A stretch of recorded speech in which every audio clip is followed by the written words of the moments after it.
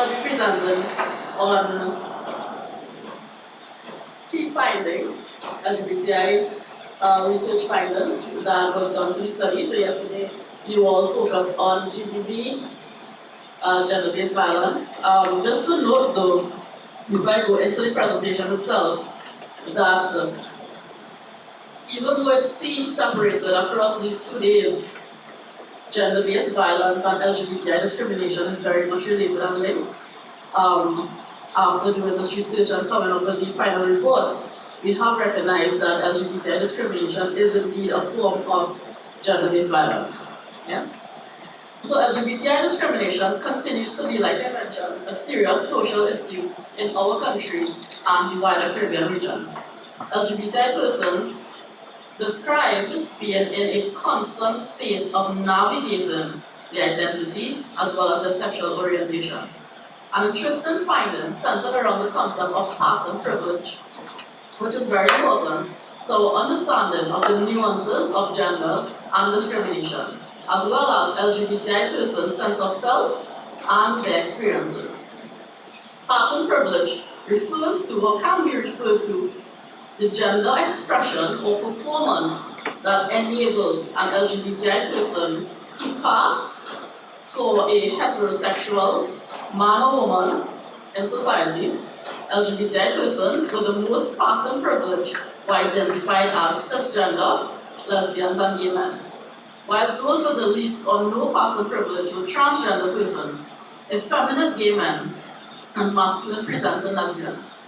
Persons with passing privilege were invisible, able to operate under the radar, so to say, and thus had greater access to heteronormative society, such as taking public transport, finding a job, treatment by the state, and so on, and the privilege that does come with having this access. They were less vulnerable to the forms of discrimination and GBV targeted at LGBTI persons in both the public and the private spaces.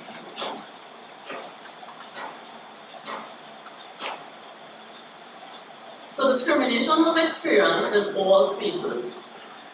The study and the findings showed, both private and public. This is a lived reality for the LGBTI community. It is clear from their narratives that LGBTI persons experience a wide range of human rights violations on a daily basis. This takes various forms and is enacted in different ways across age, socioeconomic background, gender performance, geography, ethnic background. While the home was reported as a safe space for support, as a space for support for LGBTI persons, it was also a site for violence that we can class as gender-based violence.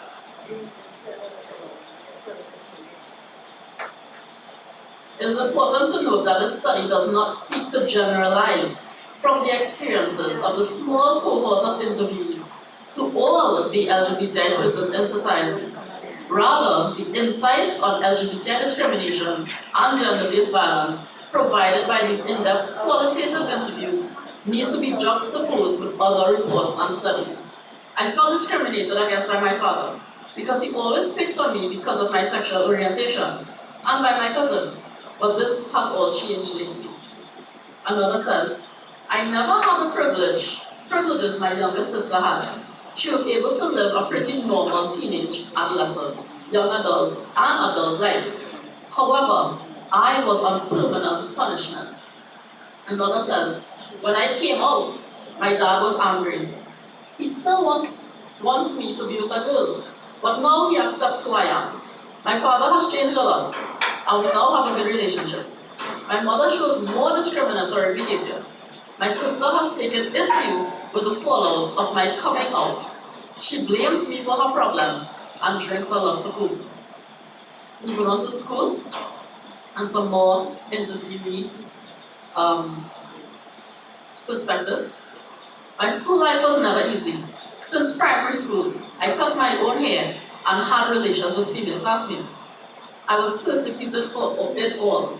I was ridiculed by students and their parents. I was bullied every day. I could never concentrate or function properly in school because I was always in trouble for not conforming to being a female student. The derision I faced in school made it almost impossible for me to pay attention in class, socialize with classmates, or pass exams. Another says, at school they called me names like Big Bull Man. They also said, so much woman and one man, and the more man you take is the more woman for me. At school, only the boys harassed me, not the girls. I was always big, so they didn't bully me physically. I think this one is interesting, and a point to note that the participant said here in the interview, that only the boys harassed and not the girls.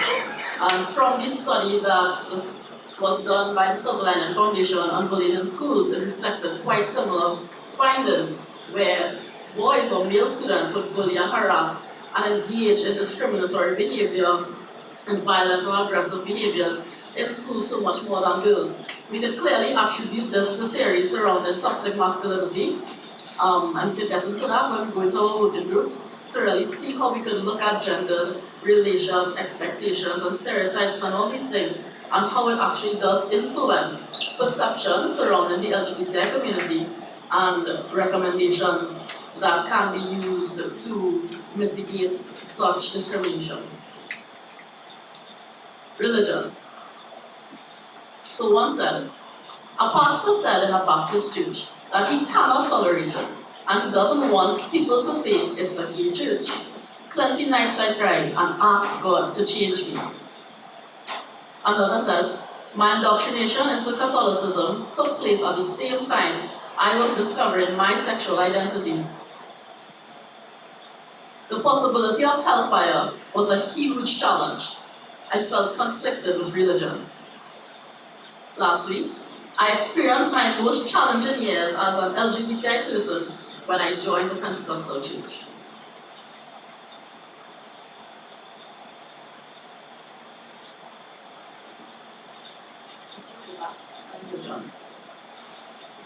The narratives above pointed to the emotional complexities and nuances of their relationships, the LGBTI persons' relationships, with family members, friends, communities, organizations, and institutions in their individual journeys of identifying as LGBTI persons.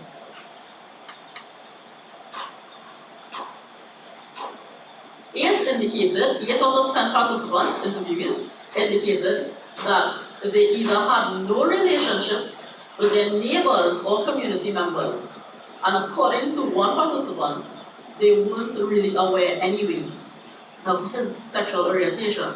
According to another, neighbors didn't harass or discriminate. This is very important to note as well, because oftentimes LGBTI persons report not having that sense of community or neighborhood in their own environments, and they often have to make families elsewhere on their own, in other communities, in other LGBTI organizations, or within other groups where they feel more comfortable, as opposed to where they grew up and where they live and so on. Stakeholders agreed that it was a major issue, discrimination, saying discrimination against LGBTI persons has been normalized in many ways. Once you are not heterosexual, you are cast to the fringes. The LGBTI cause is not about having more rights, rather the same rights as the rest of the population. On the question of whether LGBTI discrimination had increased, decreased, or remained the same over the past 5 years, this is what they had to say. How can we tell the rate of LGBTI discrimination? It's not reported, so we can't really say. Also, in schools, LGBTI young persons tend to confide to peers, but do not report to persons in authority. Again, relating back to the Silver Lining Foundation's study done in schools, this was definitely highlighted as well. So reporting seems to be an issue amongst young persons, as well as having a sense of measurement in terms of answering that question of if discrimination has increased, decreased, or remained the same. Also, too, discrimination tends to be very relative. A person might say, oh no, it's not discrimination. We could go back to the Dennis Welfare issue last week, right? where she believed that she wasn't discriminated. And some might see it as discrimination, so it's quite relative. So we need to try to understand that diverse perspectives and that relational concept around discrimination, but also finding some sort of ground where we push zero tolerance for discrimination. The question was asked, who provided support in the individual journeys identifying as LGBTI? The majority stated, ironically, home and school. So we're already seeing a very interesting dynamic here, where there were most discrimination occurred in the home and school, but also at the same time, support as individuals was given mostly within the home and school.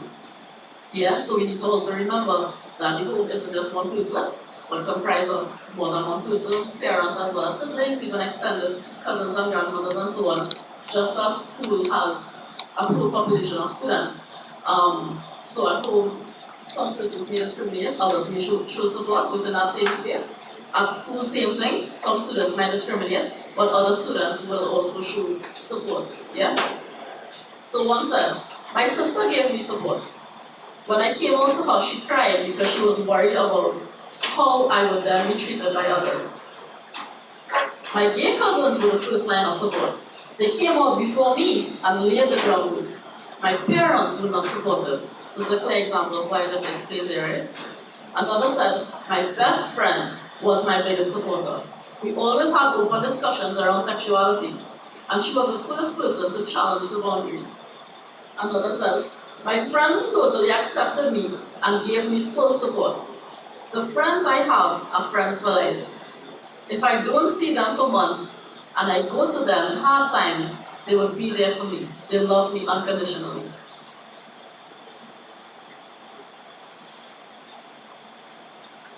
Six of the 10 interviewees indicated that clubs or bars also provided a safe space for them. One specified the gay-friendly ones. Others named the following clubs or bars as safe hangout spaces: Black Box, Boy Code, Cato's, Sky, and Studio. I feel safe there too, and I'm not part of the LGBTI community, but I'm alive as a woman. However, two had mixed responses about Studio in particular. One said, Studio is a predominantly male space.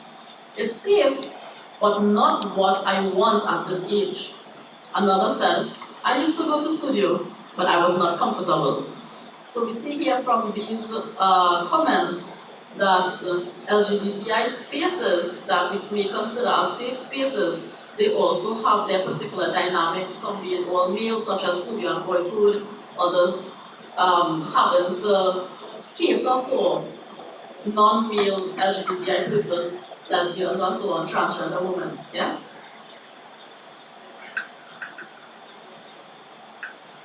Four interviewees shared their experiences of other safe spaces, including the art world, social media, IGDS, and one even cited New York City.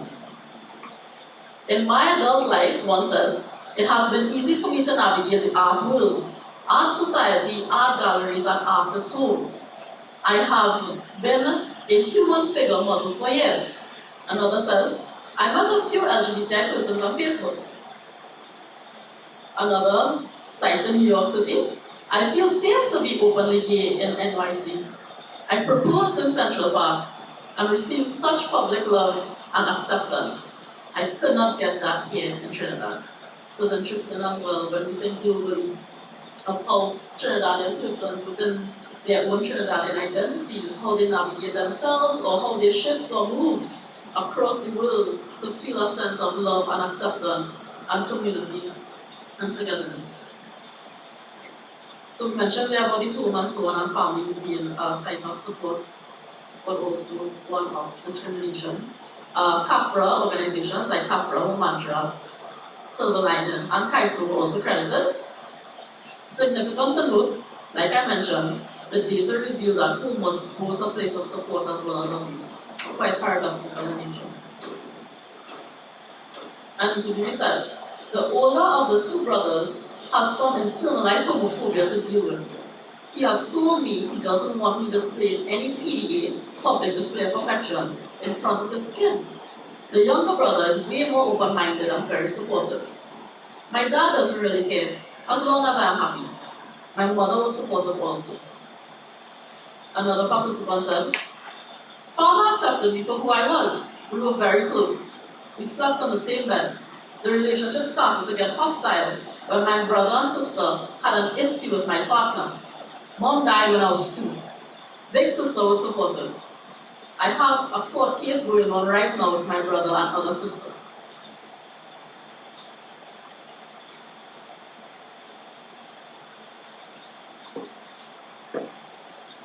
The responses above indicate the interview's experiences of LGBTI discrimination in various institutions in society: the home and family, school and education, religious organizations, community and public spaces, workplace, hospitals, healthcare, the police, other state or government institutions, as well as political and socio-cultural spaces.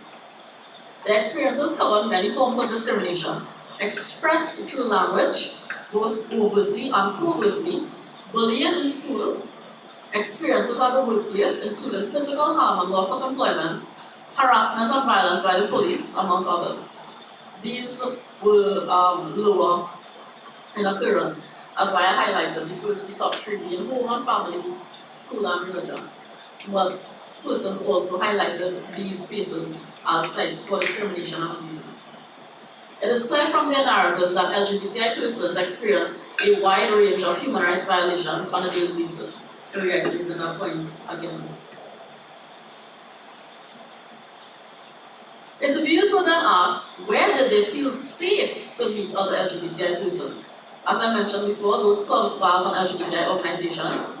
They also mentioned feelings of being judged, less in LGBTI spaces, such as organizations, than in gay clubs. A lot of LGBTI persons often feel a sense of pressure that they need to conform to certain expectations as well within these spaces. One participant actually said that within a gay male space, club party space, he felt judged in terms of his identity and how he performs his sexuality. He felt as if, and he mentioned about conversations happening in these spaces where they would look at other guys and say like, oh, what if he's up top or bottom, or stuff like this. So that judgment right there and these expectations and stereotypes oftentimes have gay men in particular feeling quite uncomfortable and feeling that need to ascribe to what persons may perceive them as. In terms of geography, this was interesting, where one participant said that it felt safer to meet other LGBTI persons more in the north, for the Spain and environs.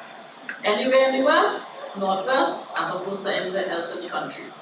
Back in the day, you could get away with going to the bar with another man, but not at a restaurant. Different dynamic there, right? A restaurant is more intimate and so on, as opposed to a bar, which is already a male macho type space, where homosocial enactment definitely does take place, and men sit and laugh and chat and walk and drink beers and so on together. As opposed to a restaurant, which has that more heteronormative sort of nuance behind that space. In Port of Spain, you wouldn't stand out. Interesting. It is noteworthy that the capital city, Port of Spain, and its environs seem to have become a comfort zone or niche for LGBTI persons to meet.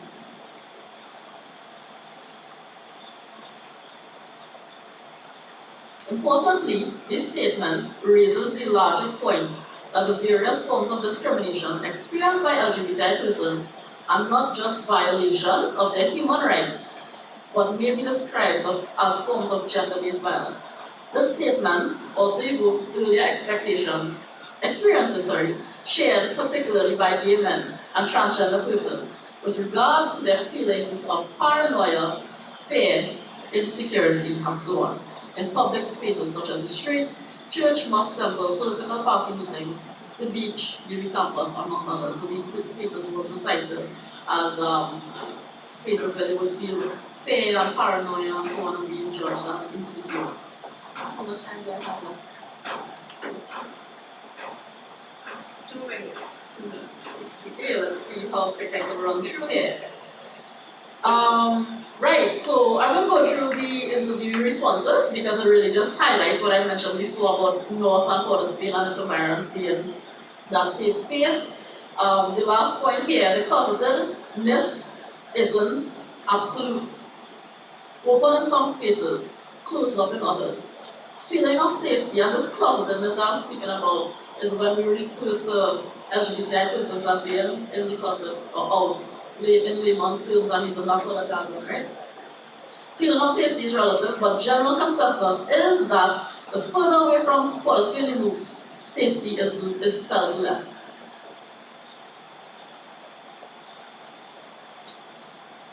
Quickly here to tie into gender-based violence, 6 out of 10 persons that were interviewed experienced domestic violence within the home.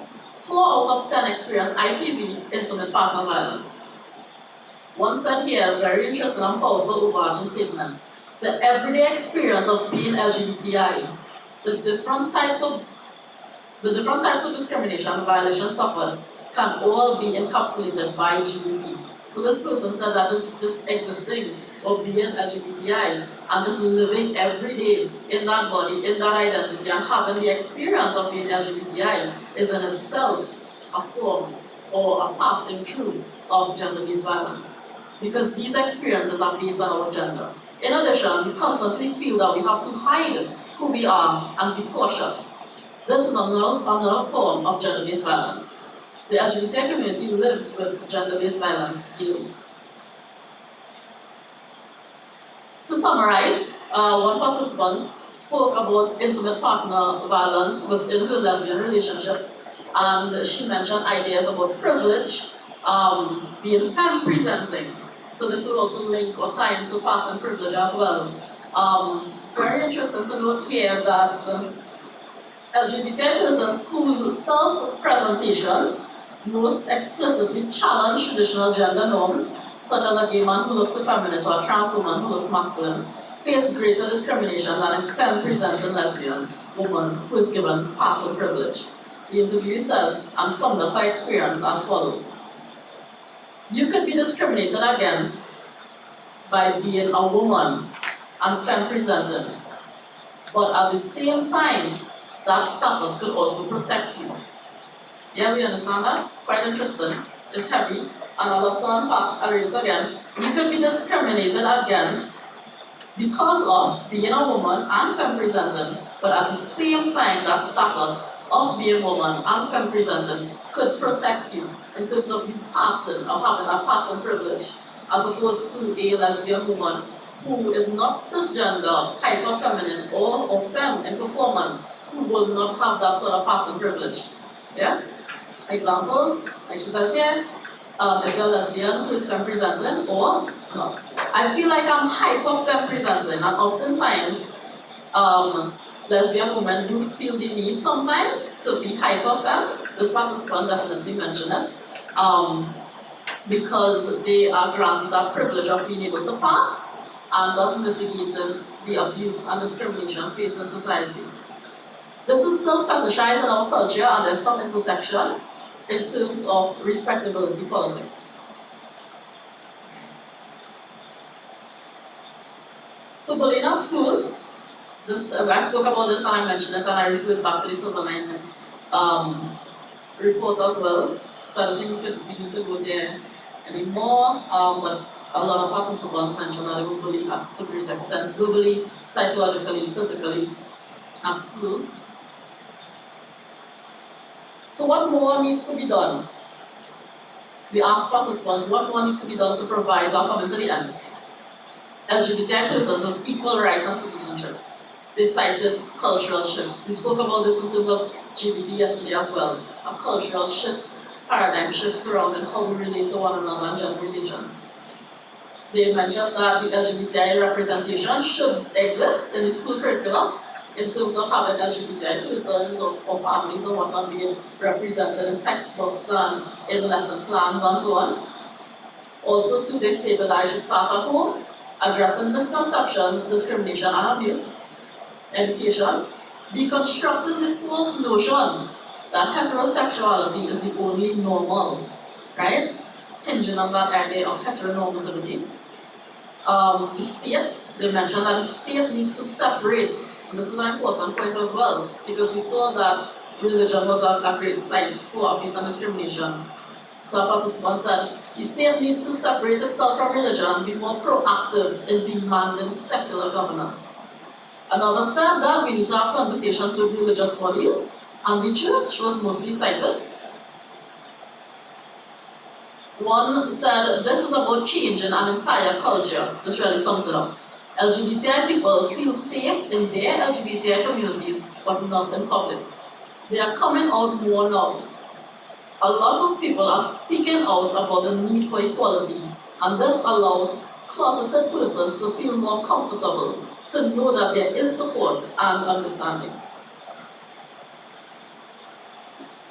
Vision for LGBTI rights in T&T. So they were asked at the end, so what are some of your hopes and insights and visions for LGBTI rights in T&T? One mentioned again, the need for the cultural shift and so on, saying we need to get over constructions of gender. If you look at carnival culture, it's so fluid. I feel that as a society, we need to be more honest and engage with LGBTI concerns. Protection. It is barbaric that people could legally discriminate against someone based on their sexual orientation. The very least is to just have protection, not even asking for marriage or anything. And this is another misconception. People often think gay rights equal right to marriage, and that is on our agenda, the agenda. Right? So they call that out as well. LGBTI persons recognized, LGBTI recognized an Equal Opportunity Act and Sexual Offences Act. Anything that bars consensual same-sex activity should be removed. Boundary law repealed, same-sex marriage, gay people can pass, own property for partners, etc. This person mentioned this because they got married in Canada. Lastly, a vision that you do not have to declare yourself. Just for us to exist as humans, I want us to have the same rights. Sexuality should not be an issue. These are some of the recommendations. I have a wider list of recommendations, but what I'll do because of time and so on, I will have it posted up and we can run through while we do the working groups. Yeah? But basically, in a nutshell, recommendations included zero tolerance approach to LGBTI discrimination, educational reform, from an early age around gender, sexuality, and what it means to be LGBTI, legal reform, promoting secularism in institutions, more parental interventions or education around understanding gender and sexuality, and the Stronger Families project from Silver Line was cited here as well. So that should be it, because I know we are running out of time. Like I said, we could go more into the recommendations when we group up and discuss these a little more in depth and in detail. Thank you so much for listening and being patient with my up and down and all of my presentation. I hope that you all really took away some points and ideas here that could really make a difference with your work and your organizations, and that you could use these points and these findings to really come up with some breakthrough ideas that could help push further the human rights agenda. If you want to call for an agenda, let's call for a human rights agenda. Thank you very much.